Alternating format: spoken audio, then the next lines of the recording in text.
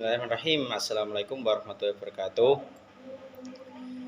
Kami di sini akan mempresentasikan tentang sholat jenazah, takziah, dan ziarah kubur yang beranggotakan saya sendiri, Hengki Danang Awali, dan Zahrotul Ainiyah. Nah, untuk pertama saya di sini akan menjelaskan tentang sholat jenazah. Sholat jenazah ini sholat yang dilakukan ketika ada seorang muslim yang meninggal. Nah, hukum sholat jenazah ini fardu kifayah, di mana fardu kifayah ini jika ada seorang yang melakukannya maka gugurlah kewajiban dari orang lain. Nah, namun di sini Al-Asbagh berkata bahwa hukumnya sunnah kifayah itu, sehingga bila tidak seorang pun yang melakukannya, tidak ada yang berdosa dan kecuali hanya kehilangan kesunahannya. Nah, di sini menurut beberapa ulama seperti ada Nafi, Syafi'i sama Hanabiyah, ada Hambali, bersepakat bahwa tidak disyaratkan berjamaah dalam sholat jenazah, sehingga sholat ini tetap sah meskipun dikerjakan sendirian atau seorang diri. Nah, sebaliknya dari Maliki, mazhab Maliki ini mengatakan bahwa disyaratkan harus berjamaah dan tidak boleh dikerjakan seorang diri. Hukumnya ini mirip seperti sholat Jumat,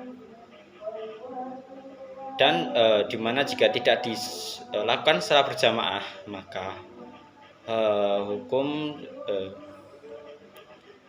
maka harus diulangi lagi dengan sholat berjamaah. Nah, di sini ada beberapa keutamaan dari melaksanakan sholat jenazah. Yang pertama seperti hadis dari Abu Hurairah yang diriwayatkan oleh Bukhari Muslim, di mana ada seorang Muslim yang melakukan sampai dia menyaksikan sampai menyolati, lalu setelah sholati itu sampai dia mengikuti sampai proses pemakaman, maka itu diganjar oleh Allah sebesar 2 qirat. Dan di sini 2 qirat ini yang dimaksud oleh Rasulullah, yakni 2 gunung yang besar. Yang kedua, keutamaan yakni Allah akan memperkenankan syafaat atau doa untuknya sesuai hadis riwayat dari Muslim. Yang ketiga,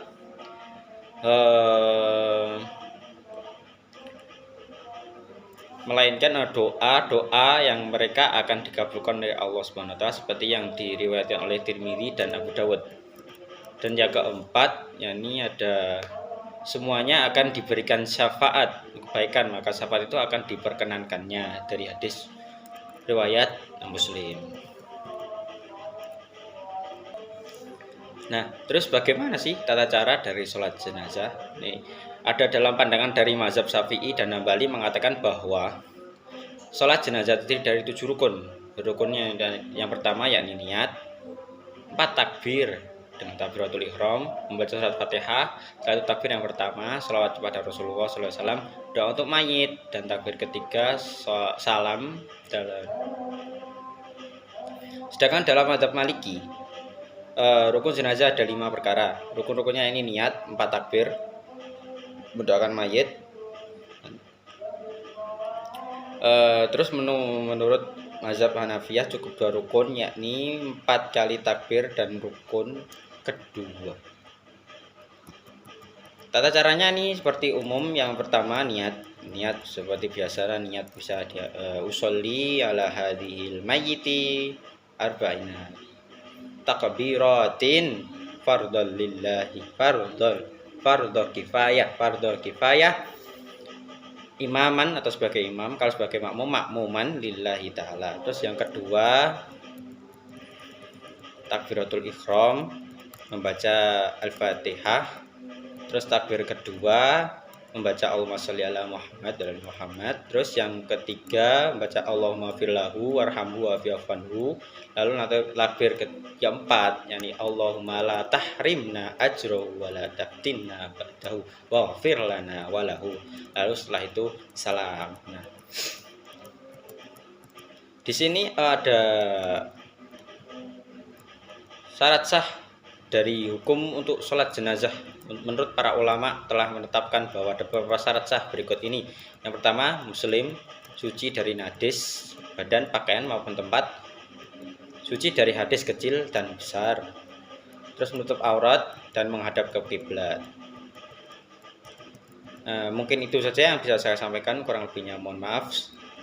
Setelah ini akan dijelaskan oleh teman saya, Mbak Zahrotul Ainia. Artinya kami persilakan. Yang selanjutnya yaitu takziah.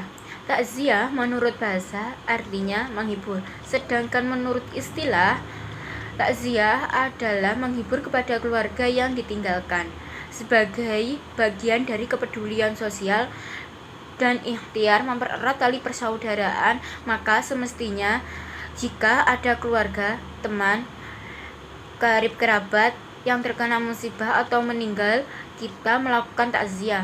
Hukum melakukan takziah adalah sunnah. Hal-hal yang perlu diperhatikan dalam bertakziah. Yang pertama yaitu mendoakan kepada jenazah dengan cara ikut menyolatkan. Yang kedua, mendoakan agar amal baiknya diterima dan dosanya diampuni oleh Allah SWT. Yang ketiga, mendoakan kepada keluarga supaya tabah, sabar, dan tawakal. Yang keempat, memberi bantuan baik berupa materi maupun non-materi. Yang kelima, di tempat takziah tidak bercanda atau berbicara keras sambil tertawa.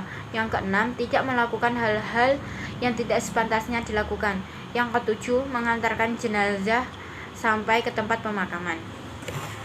Yang selanjutnya yaitu ziarah kubur. Ziarah kubur dalam kamus bahasa Arab diambil kata zaro yazuru yazaro yang berarti menziarahi, mengunjungi. Sedangkan menurut Munzir al-Muswa, ziarah kubur adalah mendatangi kuburan dengan tujuan mendatangi ahli kubur sebagai pelajaran bagi peziarah bahwa tidak lama lagi juga akan menyusul menghuni kuburan sehingga dapat lebih mendekatkan diri kepada Allah. Ziarah kubur juga dapat dikatakan sebagai mengunjungi suatu tempat yang dimuliakan atau dianggap suci. Misalnya mengunjungi makam Nabi Muhammad SAW di Madinah, seperti yang sering dilakukan oleh jamaah haji. Makam yang menjadi perhatian para peziarah, khususnya bagi kaum muslim, biasanya makam orang-orang yang semasa hidupnya membawa misi kebaikan terhadap lingkungannya, yaitu yang pertama, para nabi dan pemimpin agama. Mereka telah menyebarkan agama serta mengajarkan mereka hal-hal kebaikan sesuai dengan syariat. Yang kedua, para wali, ulama dan ilmuwan besar yang memberikan ilmu pengetahuan serta mengenalkan manusia terhadap kitab Tuhan serta ilmu alam dan ilmu ciptaan.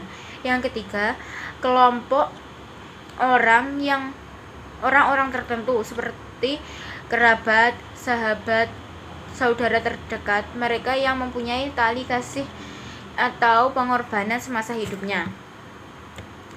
Ziarah kubur merupakan salah satu titik temu yang istimewa antara agama. Hampir di belahan dunia manapun terdapat makam-makam khusus yang dikunjungi baik oleh orang muslim maupun non-muslim. Menurut Ali Al-Harawi yang menulis sebuah pedoman tempat ziarah kubur, bahwa ziarah kubur atau ziarat al-kubur adalah suatu bentuk ritual yang sudah berakar di masyarakat sejak zaman dahulu. Di Indonesia sendiri, terutama Jawa, kebiasaan ziarah kubur tersebar luas, diantaranya ke makam para wali dan tokoh yang dianggap suci. Di sana mereka melakukan berbagai kegiatan seperti membaca Al-Quran, kalimat syahadat, berdoa, dan bertafakur.